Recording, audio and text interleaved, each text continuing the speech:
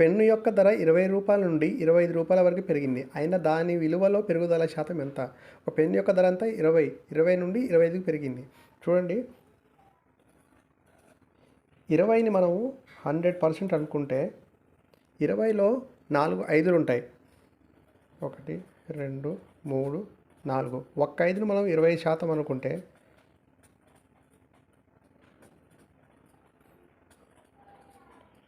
So 4 5లు ఎంత? 20.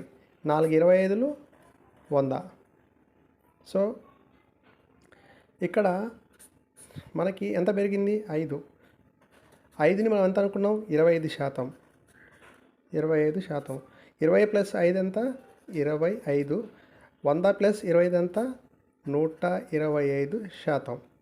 So ఇక్కడ మనకు పెరిగింది ఎంత? 5. మనం 5ని ఎంత తీసుకున్నాం? 25% తీసుకున్నాం. So answer is 25%.